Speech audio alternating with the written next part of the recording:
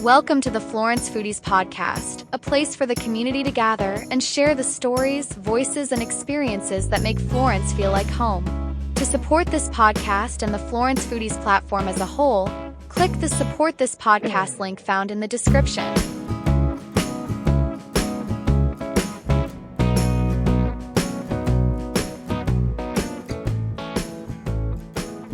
If I'm correct, then the first place that you and I met was in Miss Croswell's English class in West Florence, and probably around 2003. Shout out to Miss Croswell. That's right. That's right. We love Miss Croswell. She's absolutely the best, and her daughter Jenna and I are still pretty close. And all of us kind of, I think, grew up together. Yeah. I don't see Jen as much because I would see her all the time working in the restaurant, particularly Percy's and Willie's. Oh yeah, that was a favorite of the um, Croswells. Yeah. But Miss Croswell is definitely one of those few teachers that you remember. So now That is true. won't That say is our true. age, but we're getting on up there. And We are getting up there. so with that said, though, we at least know each other somewhat from that standpoint, but a lot of the audience probably doesn't know who you are. That's true. Yeah. So I grew up, mostly here in Florence, originally from Charleston, but mostly here in the Florence area, and went to West Florence High School, graduated 2005, went back to Charleston, and then got married and came back here. And we've been here ever since, raising our family and doing all sorts of different things. My husband also works for the city in law enforcement, and I'm here. I started 10 years ago, actually. This is my 10th year working for the Downtown Development Office in the city of Florence. And it's really cool because I went to school for historic preservation and community planning. And so this is right in line with exactly where I'm supposed to be and doing something that I'm hugely passionate about. So it's really been a good journey over the last 10 years. I've gotten to be involved in a lot of really critical projects in the downtown area. I've gotten to see it go from a place that you remember we did not go there when we were in high school. We didn't go there when we were in middle school. That was a place that I think we probably were in college or, out in the job market when downtown Florence really started to change and evolve and get its feet under itself. But it's really been a great journey. It's great for me because I've gotten to see my community where I've grown up change and evolve. And, a lot of people come to Florence and they don't remember what it used to be like. But the people that do, or the people who still haven't quite braved coming back down to an area that has been so, disengaged for so long, I think it's a really spectacular thing to get to wake up and do every day. So it's just preparing for you coming on. I was thinking about, I really don't have many memories from downtown other than getting haircuts. Sure. But one that I do have, and probably the only distinct memory that I have from downtown Florence in my time growing up, which would have been during high school, was I went down there and bought a pair of replica sneakers, which were very poor quality. On a complete side note, the replica game for sneakers, for anybody that might remotely care about this at all, as far advanced from what it was 20 years ago. And a lot of the replicas now that come out of China are better quality than the actual Nike products. Oh, Go that's figure. interesting. Just a side note, but it was not like that. Way back in 2003. But I knew what I was getting, and I intentionally did that. But I was down there for that, and I remember a guy was running the 3 card game hustle out on the sidewalk. Oh, wow. And me being a stupid teenager, engaged in that, thinking that could be profitable for me, and it was not. I lost $300, and Oh my gosh. so that's actually my biggest downtown memory in the old days, In the before times. in the before times. Yeah, absolutely, ancient times. So that leaves me, I guess, 2 questions actually. So the first one for you personally, what was because you're right, it's not often that a lot of people go to college and spend a lot of money and invest a lot of time and effort and energy and passion and emotion to get a degree and get educated in something that they don't really end up, in a lot of cases, even remotely doing. Yeah. So it is really a blessing to end up kind of like a Lego block locking right into place for you. But how did that happen? Oh gosh, how did it happen? That's a really interesting story. I came back to Florence and got married, and had no job because I was driving carriages in downtown Charleston Really? prior. Yeah, oh yeah, I love that job. That's what if you ask me what my favorite job has ever been, it's been driving carriages in downtown Charleston.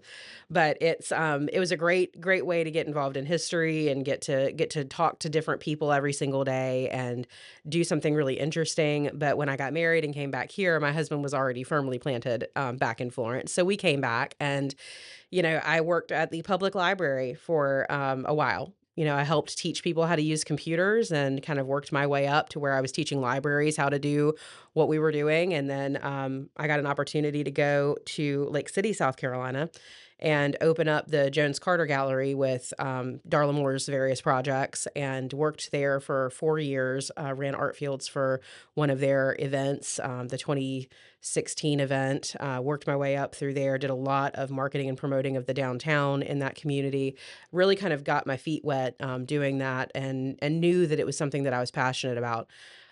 I'm now in what's called the Main Street program for downtown Florence. And Main Street is something that they don't teach you in historic preservation class in college. It's something that is a preservation based economic development model. And I didn't know what that was, kind of prior to coming into the Lake City, era. And then I kind of started doing some self-discovery. I love learning new things. And I was like, oh my gosh, I didn't know this existed. And oh my gosh, it's run by the National Trust for Historic Preservation. That's an entity that I'm intimately familiar with. So why aren't they teaching this in college? Because it is a huge opportunity to get to do this work on the ground and really make a difference in the communities that you live in. So started doing a lot of research. I started doing a lot of investigations, and the opportunity came up to be the downtown coordinator at the city.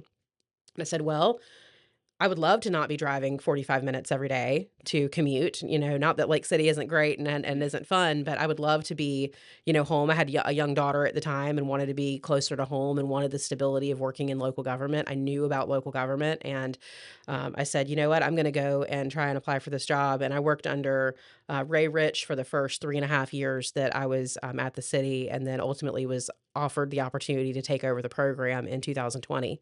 And then COVID hit. Wow. Yeah. So, I came on as the downtown manager in January, and then COVID hit in March. And, I had just hired Rachel Lane with the Florence FMU Kelly Center for Economic Development at the time, and she started 2 weeks before COVID hit and shut everything down.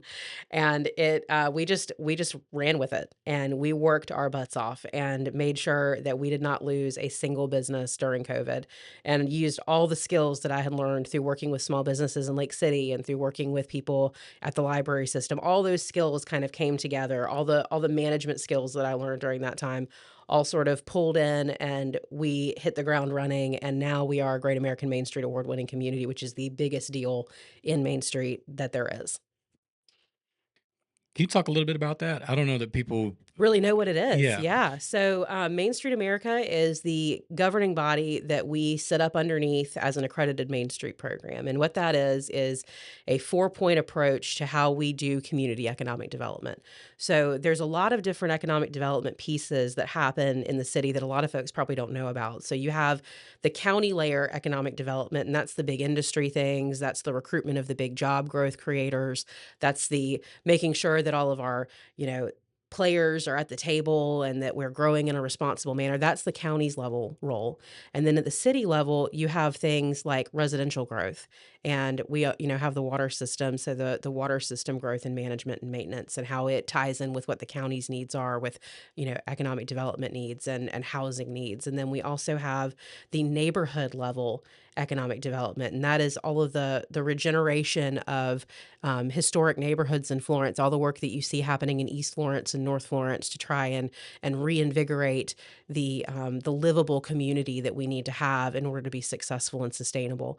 And then you have us, and we are focused on preservation-based or place-based economic development. And so we are taking the core of our city, which is critically important. Everybody loves the mall area. That's kind of, Florence has had kind of a love-hate relationship with the mall area and with downtown for decades and decades, from the 60s to now. It's kind of a cyclical process.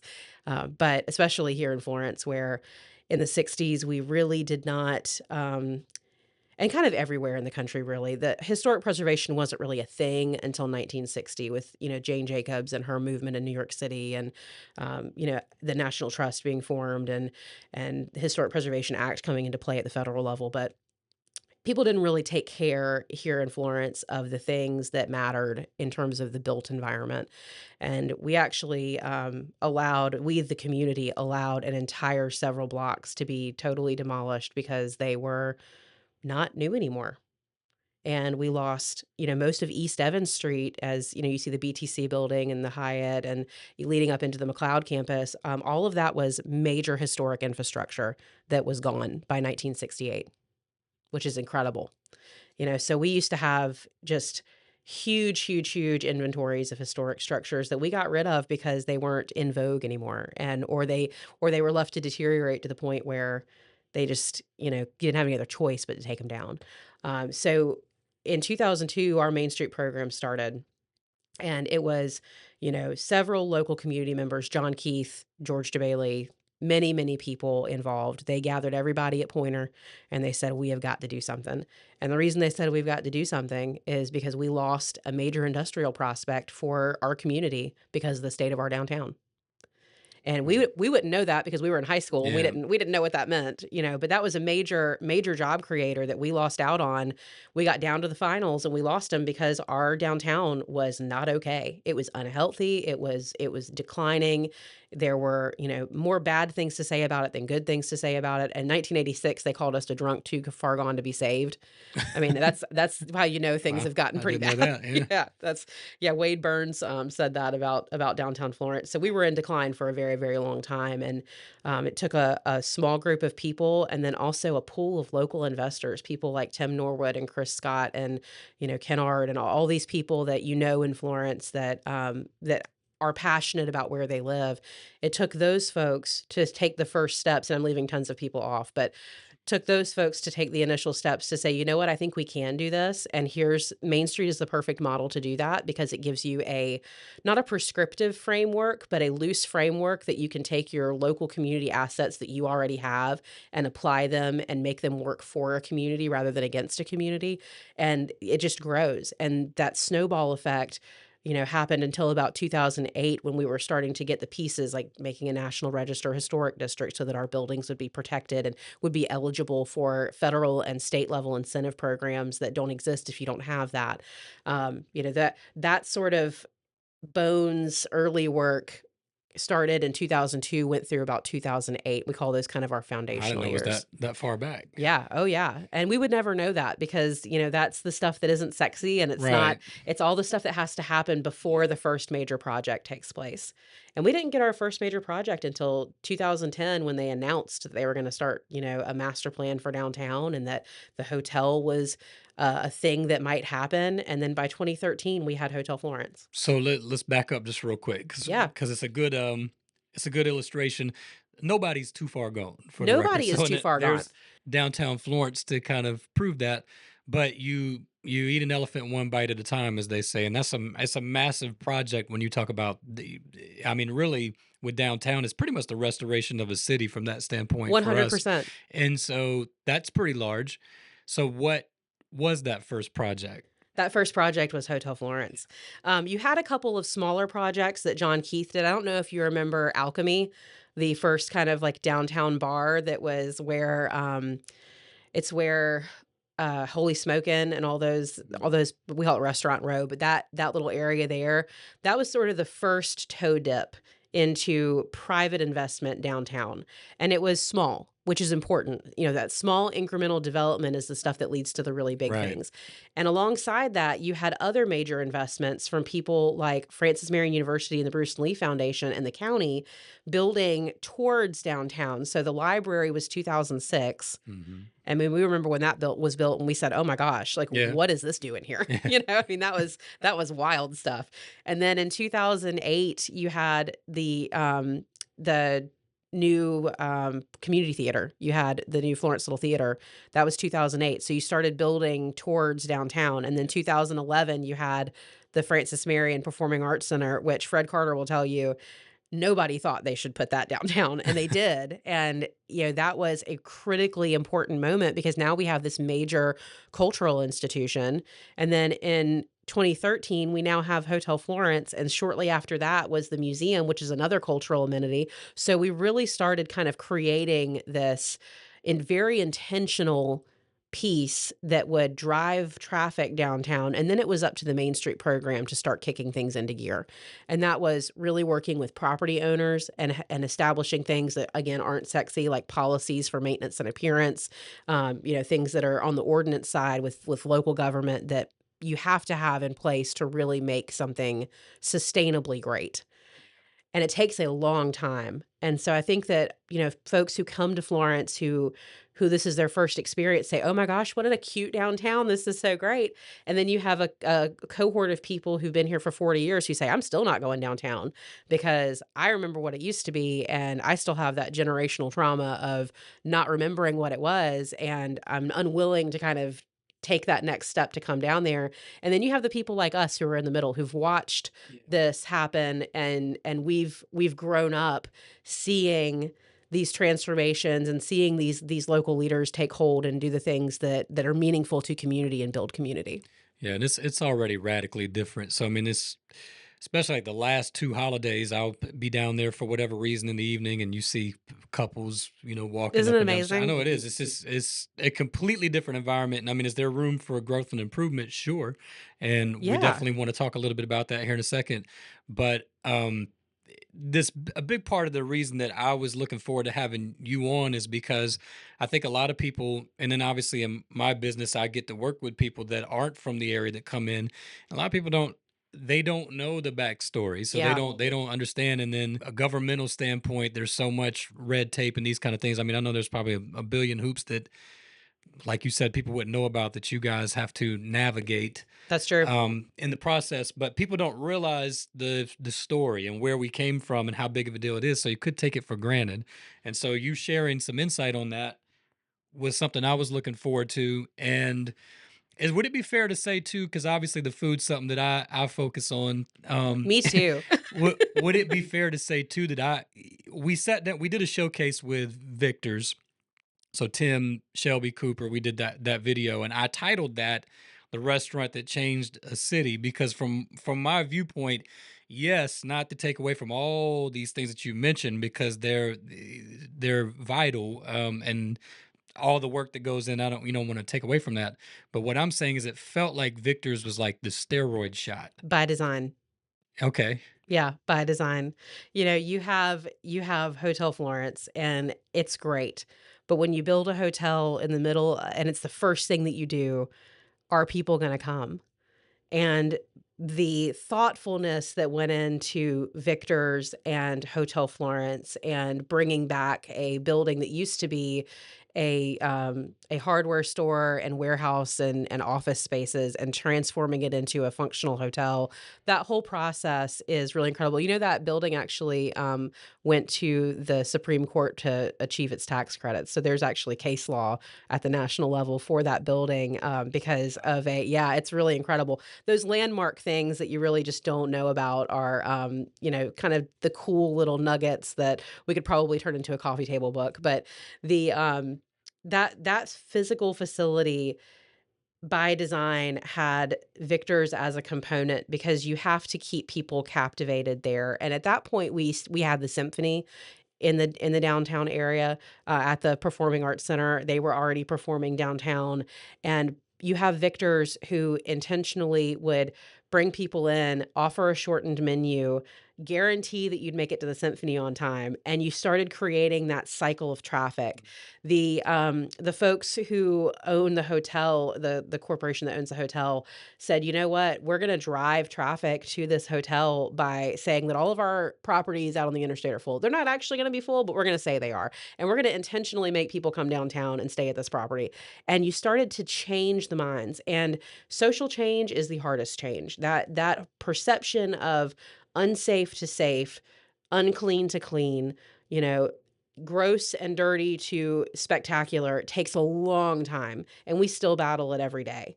But that intentional moment by the developers of that project and by the owners of Victor's, they knew what they wanted to do. They knew that it mattered, and they did the things that they had to do to make sure that people were actually gonna be using that space, and it worked. And it's something that can be replicated and used as a model for so many other downtown communities, not only in the PD region, but nationwide. So it kind of does epitomize that transformation. I've been thinking about, and it may be hard for some people to visualize. We're packing things into a 20-minute portion of a conversation, but we know, Yeah, where it's come from, where it's at. But speaking of victors, and to me, still kind of being that nucleus it to that is. to the entire downtown, we've got a. And it's actually somebody from our high school class that is was always a good friend of mine that recently retired from the United States Army, from the military. And part of his retirement gift that we wanted to get for him was a gift card for dinner for him and his wife to Victor's, Amazing. which I just think that I just mentioned that to say that, like that, you talked about the social change. That's exact implementation of that right there. You're seeing that because 20 years ago 100%. that wouldn't have obviously been on the radar, but yet here we are. Well, I mean, 20 years ago, Victor's was in a Shoney's on It Irby Street, was. you know? But So just to highlight, just kind of on the downtown notion. I mean, that's what I'm saying is what you're sending somebody down, and I don't want to knock any. It's not like everything that went on in downtown Florence was all horrible at one point in time. But from a no, business standpoint, there wasn't a lot of activity, and there wasn't a lot of opportunity for economic growth and circulation down there. There just wasn't. So you 100%. wouldn't have in that context, you wouldn't have blessed somebody with a retirement gift after all their 20 years of hard work dedicated to the military. Say, hey, going downtown to get you some knockoff Jordans or something. Like, no, you wouldn't have done that. But Exactly. now, you can, and that really is probably one of the.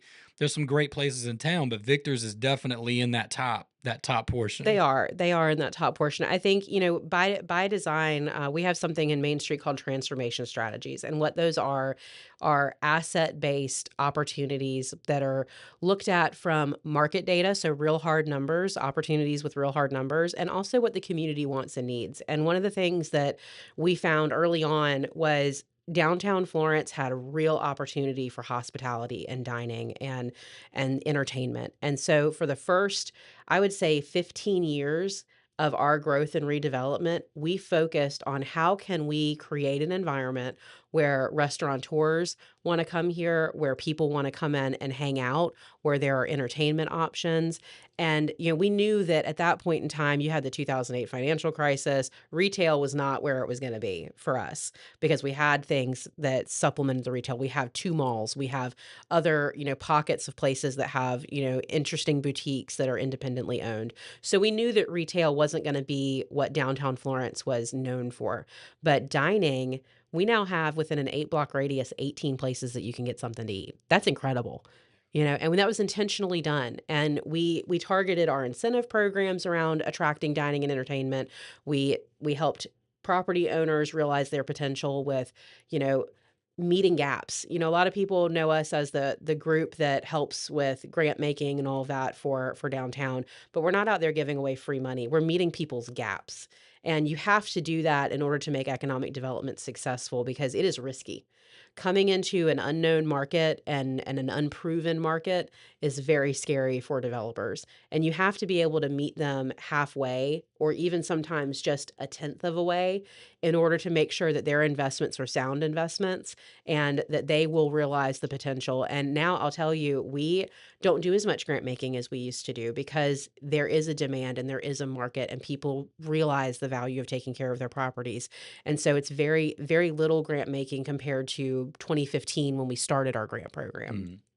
A lot of times, I read a lot of comments, especially on social media, in reference to our community, particularly with food, but other things as well. And I think a lot of times, an issue that we have in terms of the mindset of our people is perhaps we're overly critical. Maybe that's a good way for me to say it about Florence is things. tough on restaurants. Florence is tough on A lot of we're a things. tough community. So Yeah. so this is my point. So I think one thing that we can be guilty of is not seeing big picture, not being big picture That's right. thinkers.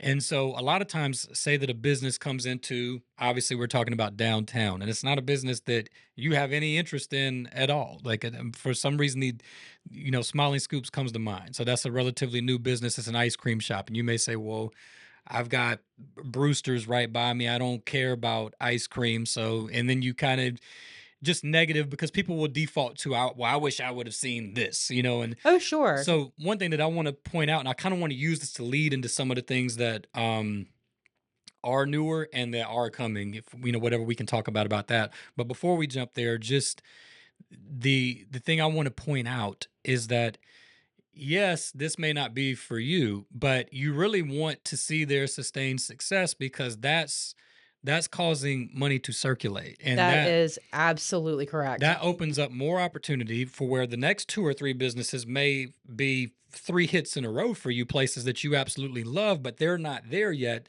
And without, this place having sustained success, that place may never come. And so just kind of being more excited holistically about what's going on instead of, selfishly. Yeah, I think that people see they see things that they want to get excited about. Let's use the Publix as an example. How long have Florentines said, "Oh my gosh, we need a Publix"? Yeah. And we've known about Publix for a while, but we can't talk about projects that aren't fully realized. I mean, that's just the nature of Hmm. economic development. But we've known about it for a while, but at the same time, we also knew what it took to get there. For a company to come in like Publix, you have to meet certain criteria that they set. We don't set that criteria in order to even look at your market. And then real estate brokers, which I know is something that all of these larger restaurant chains, all of these larger companies that are coming in, they all have real estate brokers that are looking not only at your community but at 15 other communities, and that community might edge you out just a little bit, or you might not quite meet their requirements of how close one unit has to be to another unit. So people think, oh my gosh, we're going to get, I think chicken restaurants are like one of the hot topic Yeah. items right now. I've seen a lot of comments about that, but yes, you are seeing that. But Florence is, as a city and as a county, is the only community that is actively growing within the PD region. So we have our population almost is 50% more than what it normally is just with residential growth. That's why it takes you 20 minutes everywhere to get it, from point A to point B in Florence. And I think people forget that it's not just about who lives here. It's about who comes here. It's about the sports tourism that we're bringing to Florence and the Florence area. It's about the folks that are coming in on the interstate, because we are at the intersection of I-95 and I-20. That is a critical junction where a lot of stuff is happening. That's why we have a Buc-ee's. Yep. It's a critical opportunity for folks to come and look at our market. And so when you see things like Bojangles popping up, yes, it's another chicken restaurant, but they are strategically locating intentionally. And something that I think is a misconception is folks say, why is the city picking these businesses to come here? We aren't. The city isn't involved in that process. In fact, our role is to say where things can't go. That's what zoning is for, is to tell you, if this is zoned to allow for a drive-through, or if this is zoned to allow for light industrial use. It's a permissive thing rather than us cherry picking who goes what and where. We have nothing to do with the who goes what and where. That's something that private developers and private investors actually do. So in the context of downtown, you know, we've seen over $400 million of reinvestment. We don't own any of the buildings that this reinvestment has happened in. So we have to work with, I think I steward now over 100 different properties, and steward just means, I help people in a geographic area make sure that they're doing the things they're supposed to be doing. So, we work with 100 plus different property owners. That's 100 plus different personalities and 100 plus different types of matchmaking that we have to do.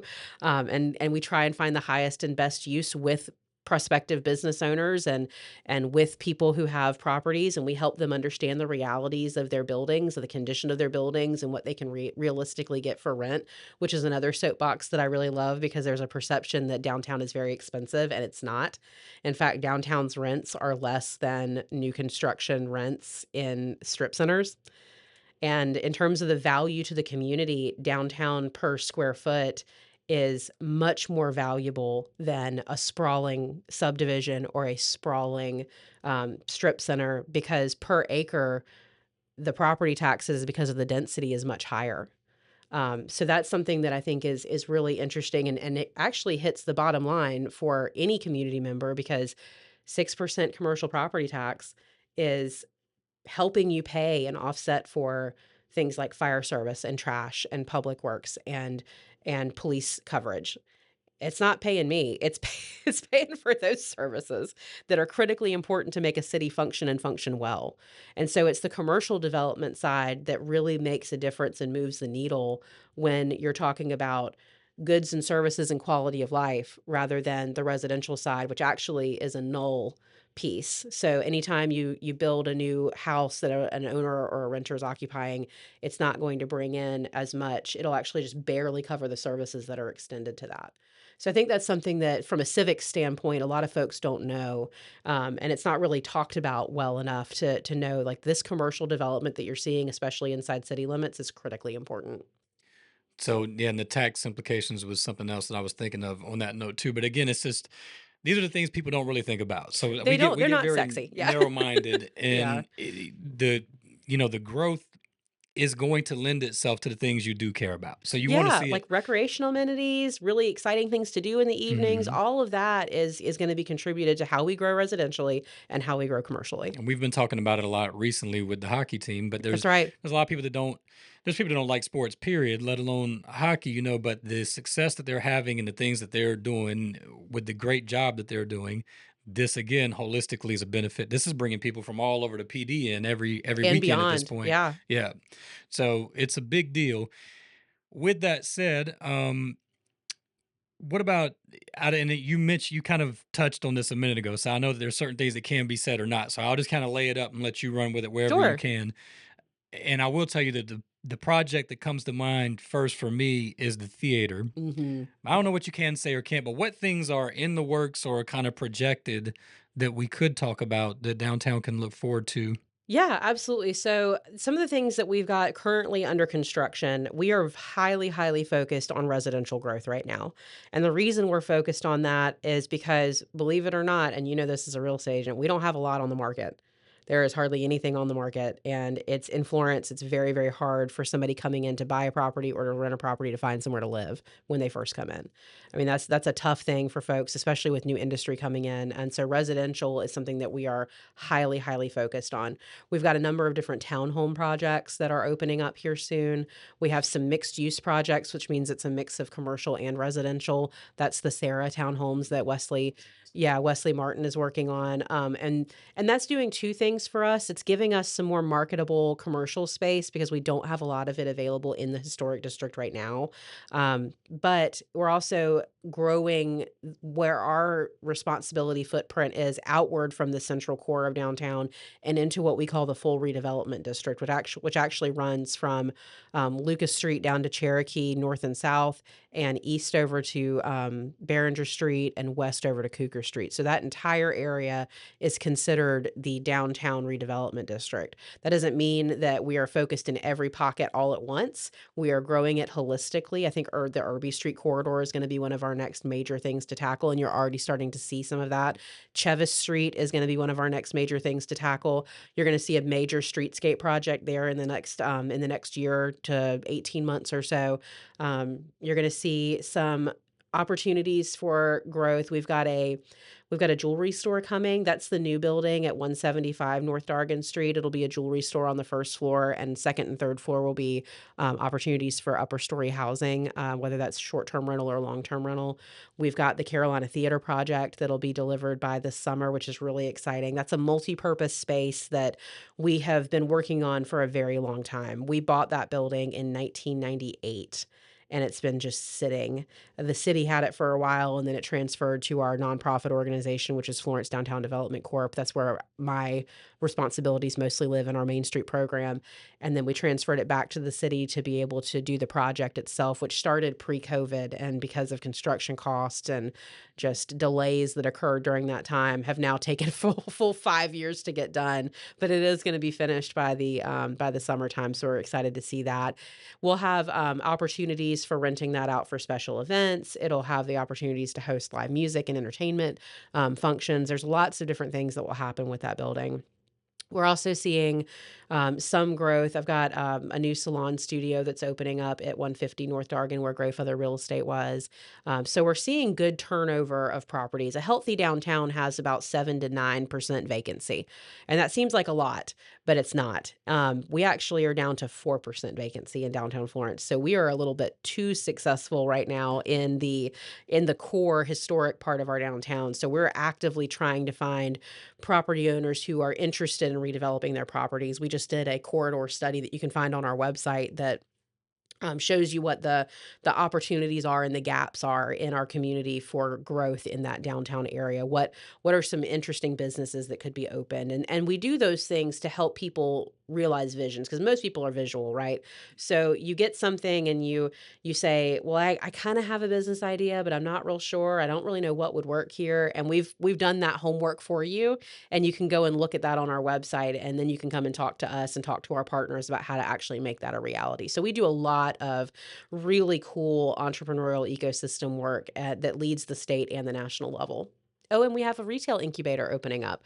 Forgot to mention that. So we got a grant recently for a retail accelerator space. And what that's going to do is serve people who are either in a pop-up or have an online only business or have a home-based business. And we have 2 units, and we're going to be able to put you in those units for up to a year, and you'll be supported by 12 months of wraparound support, training, networking opportunities with other businesses similar to yours, both at the local level and nationally. And we'll be able to support you to test whether your business can survive in a true bricks and mortar environment, so that you have that opportunity to grow your business in a lower cost and sort of safe space kind of way. So that's something that my office is spearheading and running. So in addition to all the other stuff that we do, all the special events that people know us for, and all of the business support services that we offer, we're also cultivating new entrepreneurs as well. No, I know y'all are super busy. There's a lot behind the scenes that There people don't is, there they're not is. aware of. Well, that's a ton of really good information. Before I kind of put a seal on that note, you mentioned the website. So what type of information in regards to everything that we've been discussing do people have access to? And of course, I'll put any links down in the show notes that people can access. Yeah, so if you go to florencedowntown.com, you can find everything that you'd ever want to know about our Main Street program. So there's lots of different things that live there. We have our special events calendar there, and we promote everything that's happening downtown. You can sign up for our newsletter that comes out every week on that website. That is something that's critically important. You know, I'm sure you hear this all the time. We never know what's happening in Florence. There is a responsibility on the person to know what's Mm. happening, and newsletters are a really great way to do that. We don't spam newsletters. It's just a once a week thing that gives you a really great synopsis of what's going on this weekend and beyond. We also have all of our plans and studies available for folks to look at. So if you just go to the About section, you can learn all about how we function and who is behind Florence Downtown Development Corporation, and what that looks like from a nonprofit standpoint. You can also look at all of our plans and studies we've had done. I would strongly encourage folks to take a look at our downtown master plan. That is carries us through 10 years of growth and development, what we think is going to happen and what our priorities are. And the way that those master plans get developed is we take community input, and we take real market data, and we marry them up with consultants, and we say, okay, what is our best foot forward? How can we grow and develop and change? And that's what guides our work. It's our big book of permission slips, because the community has weighed in on it. Our local government leaders have weighed in on it. Our nonprofit leaders have weighed in on it, and they've all agreed that this is the path forward. So that's a really critically important document. If you've never looked at one before, I'd strongly recommend that you do. And also, that's the same thing is happening on the local government side with the City of Florence's comprehensive plan. If you're a municipal resident or a local resident and you want to know what the plans are for your local government over the next 10 years, that's where you find those, is in the comprehensive plan. And that's a really, really important documents, because that's how you can track what the priorities are for growth and development and change and resource management and all the things that people are concerned about. It lives in that document, and our documents don't sit on the shelves in Florence, South Carolina. We use those everything that we do is guided by those master plans because it's what the community wants. It's what everyone has agreed upon as the path forward. There's a lot of attention and detail put into those.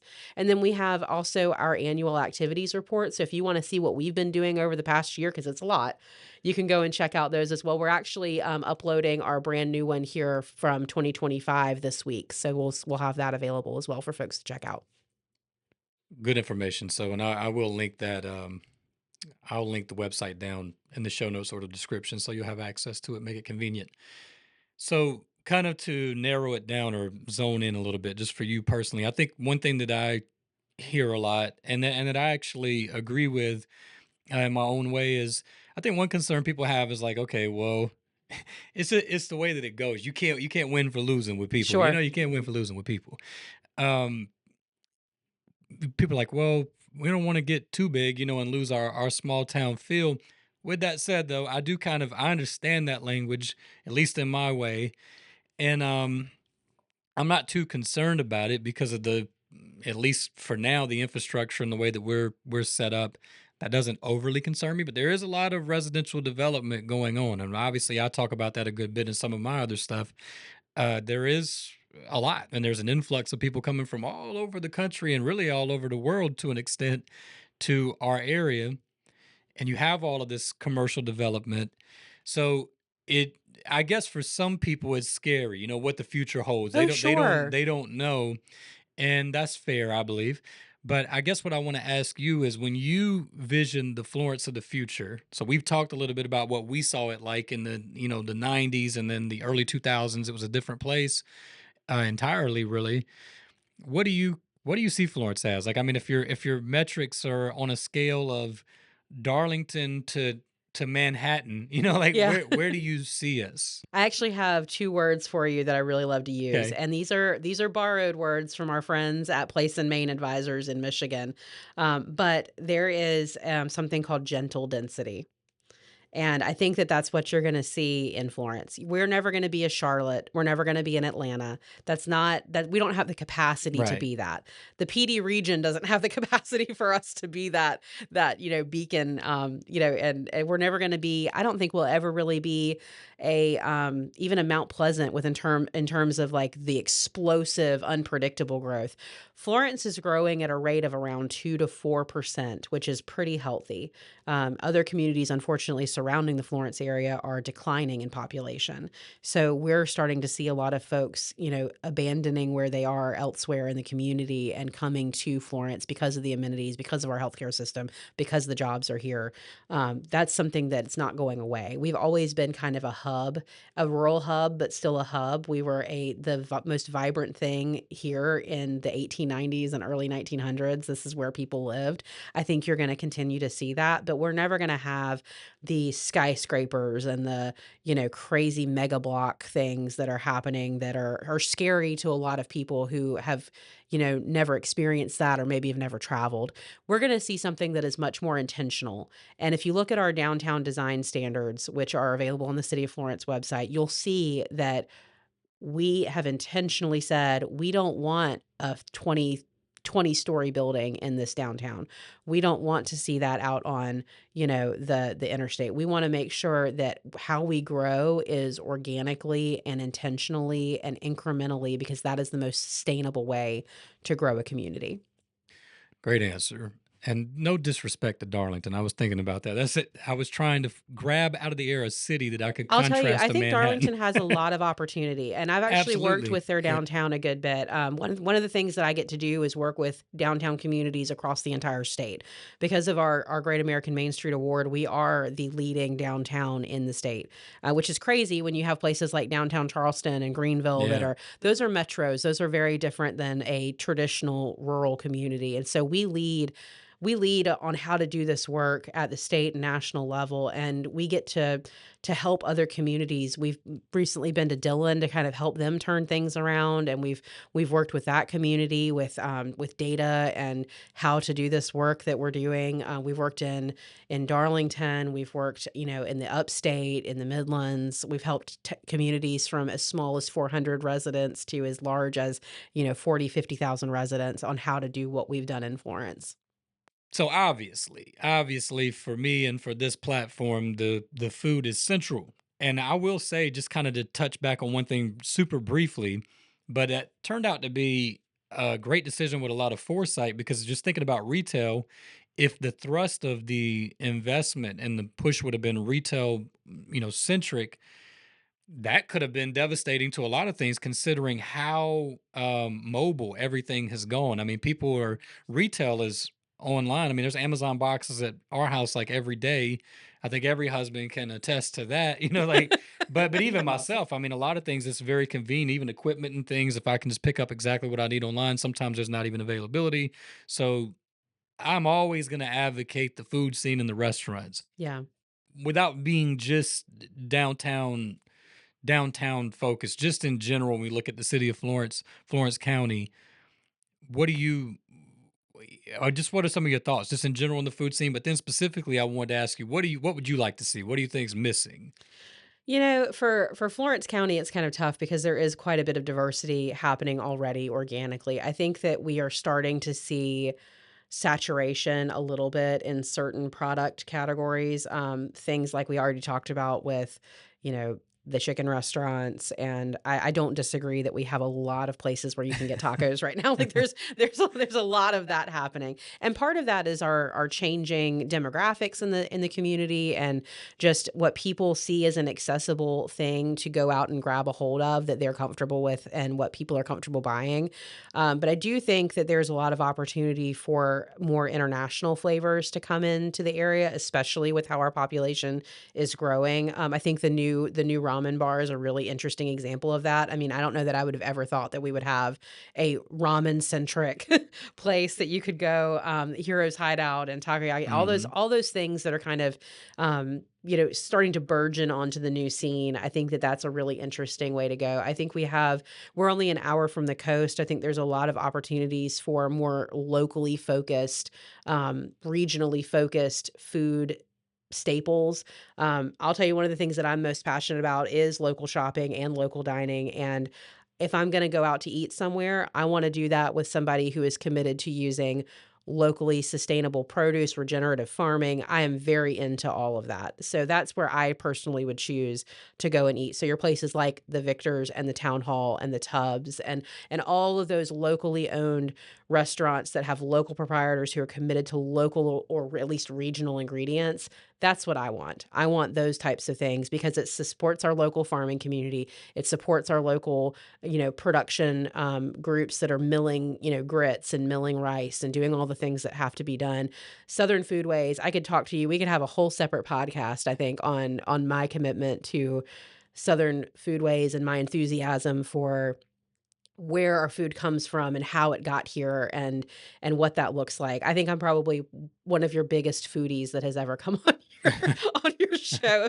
If I can like have a crown and put that on. I think I'm a huge passionate cook at home. I my husband is the envy of all of the people that he works with because of how well he eats at my house because it's something that I've been doing since I found a real passion for it when I was in high school and college, and it's like dining at a restaurant in my house every night because that's how I shop, that's how I cook, Yeah.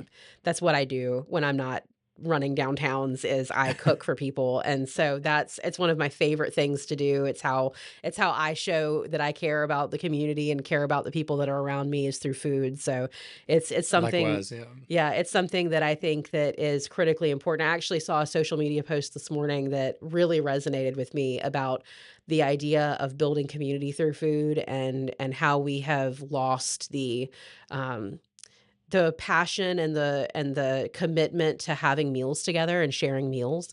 And, a lot of people are dining alone or don't have that same value system of sitting down to a meal together. And I think if we just did more of that, we'd have a lot less problems. Absolutely. That's obviously centric to all of this, and Yeah. I think we've seen that works. I think we've seen that on this scale. And speaking of downtown and food, the Florence Food and Wine Festival is a great example of It that as is. They well. do a great job It's with about that that. time too. It is. Yeah. So their tickets are on sale now. And so if you've never been to the Wine and Food Festival in Florence, it started off with my organization. And then when it got big enough to stand on its own 2 feet, it got its own nonprofit and was able to kind of grow from there. But that event is definitely one you don't want to miss. There's something for everybody and every price point. My personal favorite event is the Grand Tasting. I think that's one of the best events. We also really like the Sip and Stroll. That's where you can go and try all of these different wines that have been carefully crafted by local people selecting the wines to go with local food products. It's a really great way to showcase local restaurants and regional restaurants. And it's just a cool atmosphere that you're not going to find, you wouldn't have found this 20 years ago in Florence. And now we have something like this. And it's just a testament to where we're going. And it's another one of those things that you would see it or, on the outside or attend and not realize all of the work that goes into making that happen. So it really is 100%. a great event and it's put together for good reason. So we'll probably definitely talk more about that in the coming weeks leading up to that. So I'm going to put you on the spot, and I know that I'll have certain guests on here, and I'm very sensitive to the fact and aware that people have they have relationships and they have responsibilities and obligations and they have duties, and so sometimes it can make it a little tricky to answer a simple question, and I totally understand that. So what I will say before I ask the question is, you are at liberty to name as many things as you like, keeping in mind, and I do say this repetitively because especially as this grows, you never know when you have new viewers or for a guest that may not understand, to help ease the whatever feelings they may be having about answering the question is part of the why. And it is that in company with everything we've been talking about, if I share something with somebody that's never heard it and give them an idea, I spur them on, I motivate them, or give them an inspiration to go and try something new. And this is obviously good for economic development, but it's also good for just expanding the palette of the people, which is something that I'm passionate about. So, and then of course, it benefits the actual business themselves. So, with that said, feel free to name as much as you like. Within reason, because I know that you like myself like food, so we got to keep some kind of cap on it. But I'm going to ask you: Are Florence Foodie's favorite Florence food item anywhere in the county? Does not have to be downtown, obviously. Hmm. When you go out to eat, when your family goes out to eat, what are one or a few of your favorite items? We have our local haunts, and it really depends on, and I've spent a lot of time thinking about this question. It's it depends on our mood, obviously. I think that we are just as happy to, have that fine dining experience as we are to go in and have the walk-up counter experience. We are not bougie in any way, shape, or form in that respect. But I think from people who are doing, I'll approach it from people who are doing the most interesting things with food. Okay. I think that one of the staples, at least for us in the downtown area, and I think it's one that you either have been or you haven't been, or you have some kind of preconceived notion about it because of what it looks like.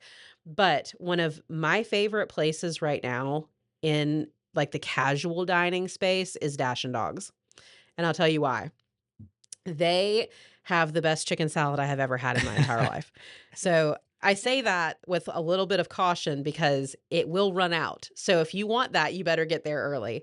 But we do a lot of community storytelling, and I'll tell you, I learned more about Florence from Willa and Terrell than in the 30 minutes that we interviewed them than I have ever known about Florence before. And I think what they're doing, while humble, is incredibly interesting. They have things there that you're not going to find in a lot of places. So I would say Dash and Dogs is one of my like casual, best kept secrets in Florence kind of places. On the fine dining side, I think Victor's and Town Hall are pretty neck and neck with that. I think they're both doing really interesting things. If you haven't been to Victor's post transformation, I really think that you need to give it a shot It's really because nice. it's very different Yeah, too. So it they is. have they have rebranded as a Carolina Chop House. And if you've ever been to places like Charleston, which is where I, spent a good bit of time, went to college there, grew up there, most of my family lives there. If you think about places like the signature spots in Charleston. I think that both Town Hall and Victor's are that experience for Florence, along with places that are, like Demosimo and Il Buongiasto. I think those are like your fine dining places in Florence that are really special and should be cultivated and should be supported. And on the dessert side, and I would be remiss if I didn't mention this, I think that, I'm more of a Choco Bella girl because I'm not a huge ice cream consumer, but my husband is in Smiling Scoops like twice a week. Like that is where he goes. And what he's brought to Florence, I think, is really incredible. And then if you're looking for something truly unique that you're not going to see anywhere else, you have to go to Top Hat Teas. That is one of those places that you walk into and you're going to feel like you're at grandma's house. And that's the whole point. Get the pot of tea, make sure you save room for the scones, do all of those things, and you're going to have the best lunch of your life. It is one of the places that you have to go. They've been in business 20 years. They're our longest downtown running restaurant. It is a truly special place that Lori has created with her team. And, I would say that all of the restaurants downtown are worth a stop. We go to King Hefe, we go to El Agave, we go to Bird's Nest, we go to all the places. We get our coffee at Lula's. It's one of those things that if we're going to pick somewhere, we're going to pick a locally owned, independently operated restaurant. That is our criteria with wherever we go in town. I'm not going to sit here and tell you that, I love all the things that are owned by all the corporate folks. Like that's not who we are as consumers. And I think it's critically important that we support the people who are using the local ingredients, who are using the local talent, who are supporting local inventive, interesting spaces. That is where the character of our community lives, and that's who we should be supporting. I agree 100%. Those are fantastic answers. Thank you.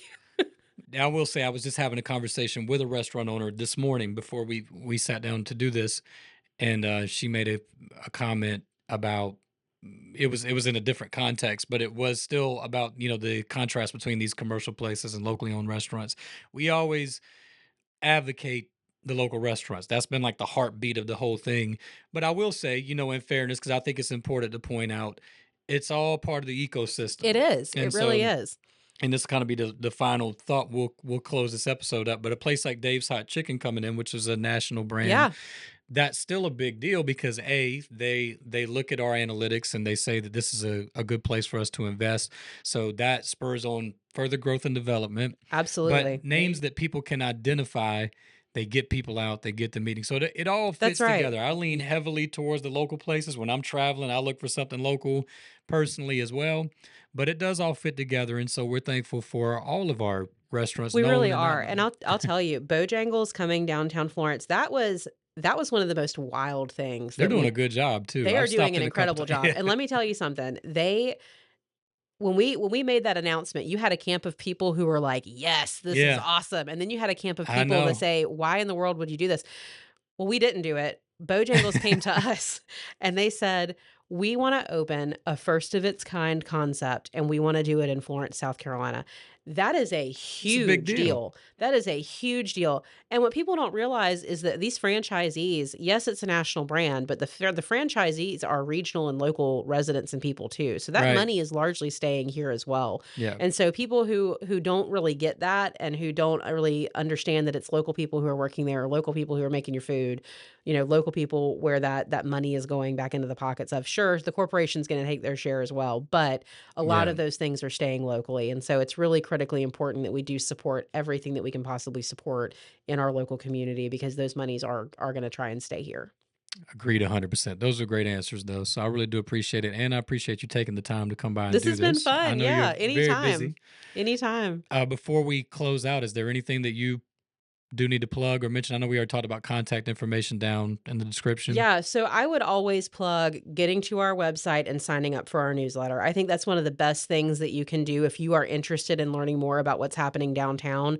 The city has a newsletter that comes out. Downtown Florence has a newsletter that comes out. If you want to know what's going on, that's the single best way to know because we do post things on social media. We do post things on our website, but that newsletter comes out every single week and it has everything in it that you need to know about from now until months into the future.